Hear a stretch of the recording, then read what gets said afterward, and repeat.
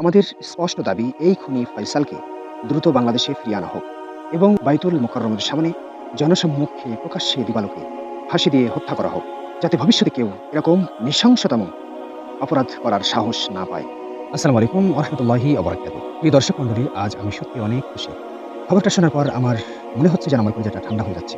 কারণ আমার কলিজার ভাই, আমার প্রিয় মানুষ, জীবন্ত যোদ্ধা শহীদ শরীফ ওসমান হাদী ভাইকে যে খুনি সন্ত্রাসী নির্মমভাবে গুলি করে হত্যা করেছে, সেই খুনি ফয়সালকে ভারতের কলকাতা পুলিশ গ্রেফতার করেছে। আলহামদুলিল্লাহ। এটা শুধু একটি খবর নয়, এটা ন্যায় বিচারের পক্ষে একটি বড় পদক্ষেপ।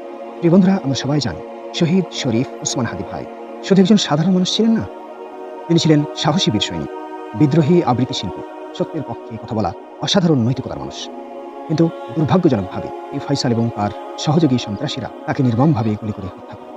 এই ঘটনায় যেন পুরো দেশ, পুরো সমাজ স্তব্ধ হয়ে গিয়েছে। অনেকদিন ধরে জনমনে একটি প্রশ্ন উকি দিচ্ছিল, এই হত্যাকাণ্ডের কি বিচার হবে, নাকি ধরা পড়বে? আজ সেই প্রশ্নের একটি বড় উত্তর এসেছে।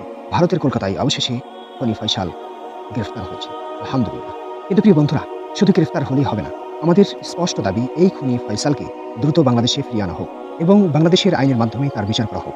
যদি তার অপরাধ প্রমাণিত হয়, তাহলে তাকে সর্বোচ্চ শাস্তি হিসাবে বাইতুল মোকাররমের সামনে জনসম্মুখে প্রকাশ্যে দিবালোকে ফাঁসি দিয়ে হত্যা করা হোক, যাতে ভবিষ্যতে কেউ এরকম নৃশংসতম অপরাধ করার সাহস না পায়। আমরা চাই শহীদ শরীফ ওসমান হাদী ভাইয়ের হত্যার সঠিক বিচার হোক, কারণ একটি ন্যায়ের বিচার হলে সমাজে ন্যায় বিচারের শক্তি বাড়ে। আল্লাহ যেন সত্যকে প্রতিষ্ঠিত করেন, অপরাধীদের শাস্তি দেন। ধন্যবাদ সবাইকে। সাথে থাকুন। আসসালামু আলাইকুম।